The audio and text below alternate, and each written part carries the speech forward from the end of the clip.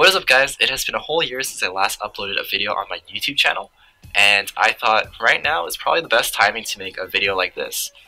Moving on into 2018, I know a lot of people are looking for new MMOs to play and waiting for new releases in 2018 as well. This video really isn't one of those "is Tera worth playing in 2018" or "is Tera worth playing currently" kind of videos. It's not really that. It's mostly just my personal reason on why I'm going to continue playing Tera in 2018.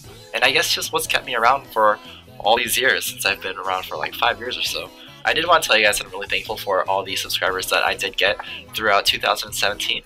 I know my channel is pretty niche. It's really mostly focused on ninja players and PvP in general, and Tera. All three of those don't really have too big of a community just because ninja is currently like the weakest PvE class. There's not much of a PvP scene, and Tera isn't really the biggest game right now. But the very fact that, you know, a lot of you guys do comment on my videos and tell me that you enjoy it, it just kind of motivates me to keep making these videos, and I hope someday that Tera gets bigger and bigger and we see more players in game. With that said, the reason why I play Tera is purely based off the game's combat. Now, I'm a person who's a pretty big fan of anime, as you guys can tell from my videos. I have like a lot of anime music in there. I mean, hell, my most recent video is a reference to top tier SAO anime online. But yeah, the reason why I bring up anime and having a correlation to the reason why I play Tera is because I watch a lot of these like shonens, and like there's always this really cool badass character that's able to take on multiple people all at once. And I look at all the past MMOs that I've played, and there's not really any MMO where you can kind of replicate this kind of pro tag feeling. Mostly because in a lot of MMOs that I played, it's tab target, you have multiple people on you, you have multiple key lock-on skills on you, you can counter a few of them with your iframes, or you can counter a few of them by trading really valuable cooldowns. But at the end of the day, if you have like 3 people on you, you're kind of screwed because they're eventually going to land something on you because you can't really dodge it if you blow your cooldowns. And that's just the nature of tab target combat. But Tera is one of those games where it's free action combat, so you're able to sure, you can iframe really key skills, but at the same time you can kind of maneuver around other skills, and your opponent themselves have to be really good, or they're not going to be able to really hit you with their skills because they have to aim properly. So that's one of the reasons why I like Tera. I could jump into like a 1v3, 1v5, and really feel like a protagonist because I'm able to maybe even kill all of them, maybe even kill some of them, but make it so that me as a single player can bring a lot against a large group of people, just like a lot of the protagonists from a lot of the animes I watch. I know this probably sounds really cringeworthy coming from me just because, oh shoot, you think you're like an anime character in a video game. And I have to admit, guys, I'm pretty shameless, it's true. I just love the feeling of being this god where, like, even if you're with a group of 5 or 4 people and you see me coming at you, it's like, oh shoot, we have to like really bring our A game on. We can't just spam skills on him and expect to win. We have to really coordinate, and that's just a lot more fun for me. So a lot of the examples and the reasons that I gave for liking Tera and continuing to play Tera in 2018 are very PvP focused, but obviously this game is mostly PvE based. As you guys can clearly see that a lot of the content updates are focused more on PvE, not so much on PvP.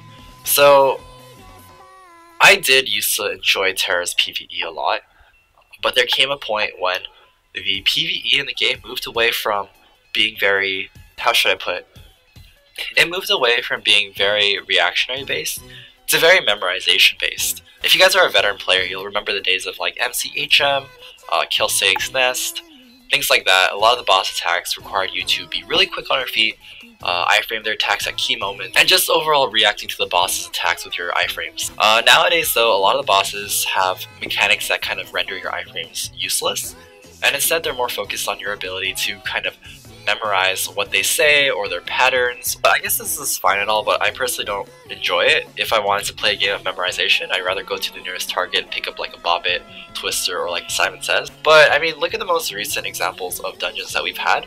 VSHM, for example, the second boss required you to memorize the pattern to the floor, and then kind of go into the safe zones afterwards to stay alive.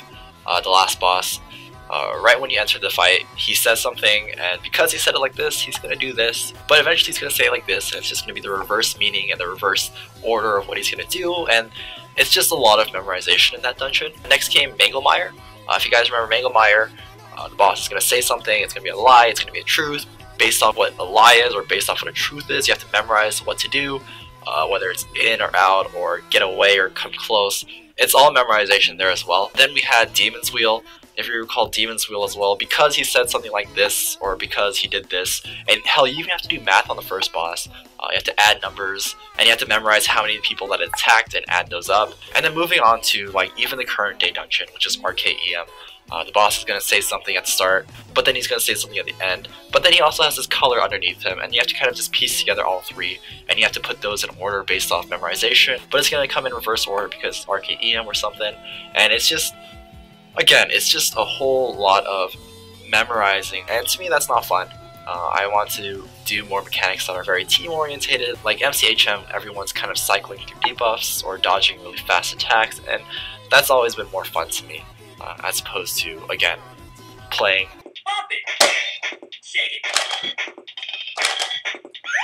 So hopefully dungeons become a lot more fun. Currently they're not too fun for me. So if you see a lot of the PvE uploads on my channel, I'm always doing these really weird, interesting things just to make it more fun for myself, and hopefully it's fun for you guys as well. Or whether it's soloing, or whether it's just really trap runs, and I just can't upload a regular gameplay of PvE because I get bored out of my mind. So yeah, why did I play Tera in 2018? Well, I love the game's combat, and the developers have made a lot of cool changes for improving the game's PvP. Made a lot of promises to take more advantage of Tera's action combat in PvE, so hopefully we should move away more from these memorization type of mechanics and go back to the days where mechanics were all about reactionary based. And that's what I'm looking forward to 2018, and I will continue to upload videos for Tera moving on into 2018. Thank you guys so much for the support again, and I hope to see you guys next time.